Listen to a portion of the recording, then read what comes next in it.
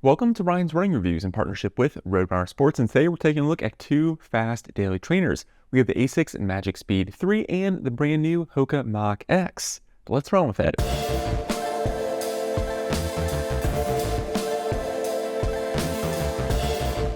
Now, before we get started, I do want to say these shoes were provided to me by Roadrunner Sports. However, no one had a chance to preview this video, and this file synopsis is my own. I'd also like to say please leave a like on the video and consider subscribing.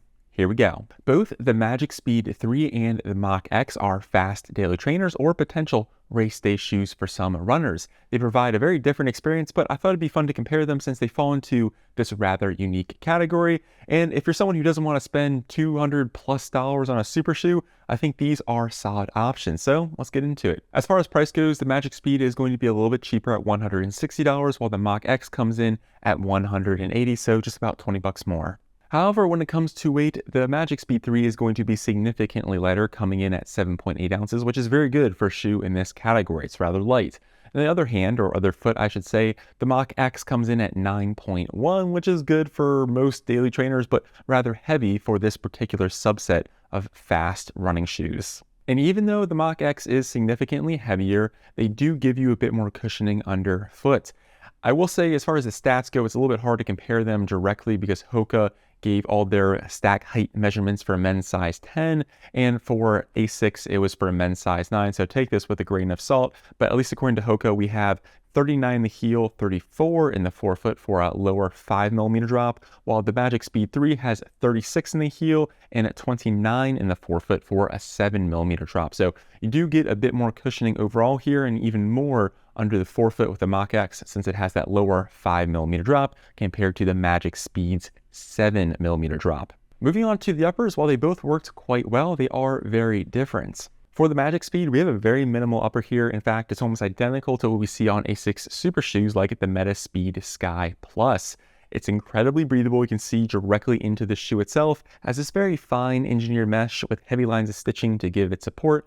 I think it works quite well, but because it has this race-like upper, it also has kind of a race-like fit. It's going to be rather narrow and rather snug. I do recommend maybe going up about half a size if you want a bit more wiggle room. But other than that, it fits quite well and is extremely breathable. The tongue is also incredibly minimal. You just have a very thin layer of fabric. There's no padding or anything like that. It gives you kind of that true race day feel. It is gusseted with strips of fabric on the lateral or medial side to keep it in place. The Mach X has a much more traditional fit and feel to it. I was able to go true to size, kind of has a similar upper vibe compared to something like the Hoka Clifton, so kind of a more classic daily trainer upper, if you will. Has a Creel jacquard mesh, and all that means is it's a very thin layer with a couple different components all fused together.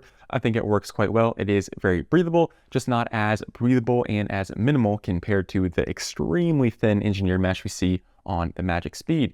But other than that, I was quite happy with it, and for me, I kind of liked a little bit more volume, so I kind of leaned more towards the Mach X upper just because I found it to be a bit more comfortable. I feel like I had to kind of squeeze into the MagicSpeed, and I do wish I kind of could have gone up about half a size. The Mach X does have a gusseted tongue with pieces of material on both sides to keep it in place, and the tongue itself is incredibly thin with a small piece of felt at the top. However, Hoka decided to add a foam block down the center to help prevent lace pressure. I'm a big fan of this. I think it works quite well. It's just basically putting padding where you need it and nowhere else.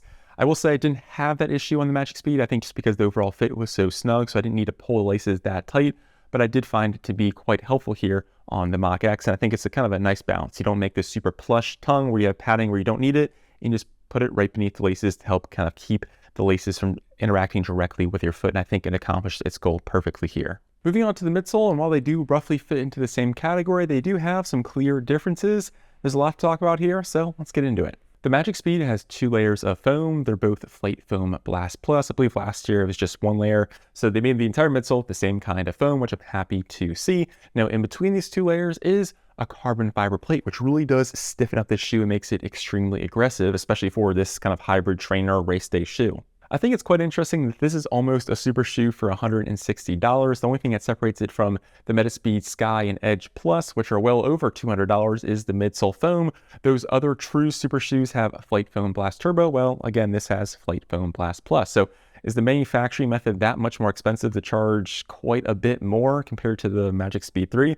I would love to know. But otherwise, this is pretty much a super shoe just with Flight Foam Blast Plus, which again, I think works quite well. The Mach X is a bit more complicated in the midsole. We have a dual density approach. The top layer is a PEBA foam, very soft, very bouncy, much softer compared to the FF Blast Plus on the MagicSpeed.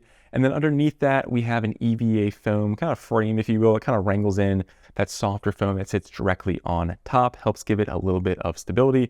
And then in between those two layers of foam, we have a PEBAX plate. You can basically see it here in the middle. And this is a little bit more forgiving compared to the carbon fiber plate we see on the MagicSpeed, so it's a little bit less aggressive. When it comes down to it, the Mach X feels much more like a daily trainer, while the MagicSpeed kind of feels a bit more like a race shoe. They each have their own strengths and weaknesses. For example, I think the Mach X lends itself to being the more versatile option, does a better job of handling a wider variety of runs, partly because you just have a little bit more to the midsole, and that PEBA foam, especially in the forefoot, is noticeably softer and bouncier compared to the Flight Foam Blast Plus we see in the MagicSpeed, which feels a little bit firm in comparison.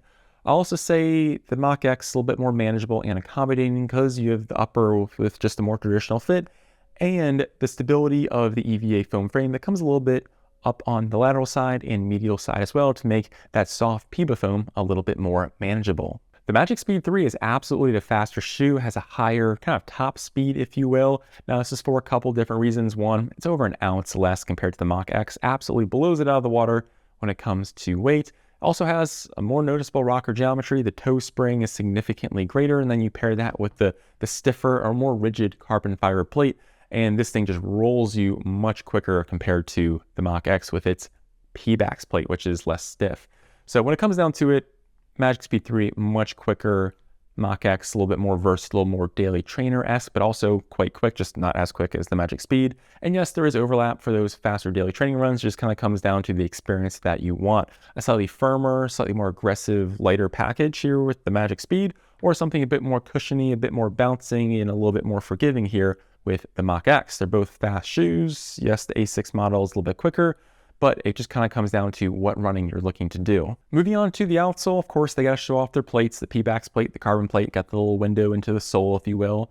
As far as the traction goes, feels very much more like a racing shoe, very smooth, solid amount of rubber coverage, which I think makes sense for a daily trainer. Durability should be solid, but no traction issues, and I think it worked quite well. I'm happy to see they left this much rubber on for this kind of hybrid fast trainer / race day shoe. So let me know down in the comments, what do you think of these two models? Which one do you want to go with, or which one do you think is just better overall? I would love to hear from you.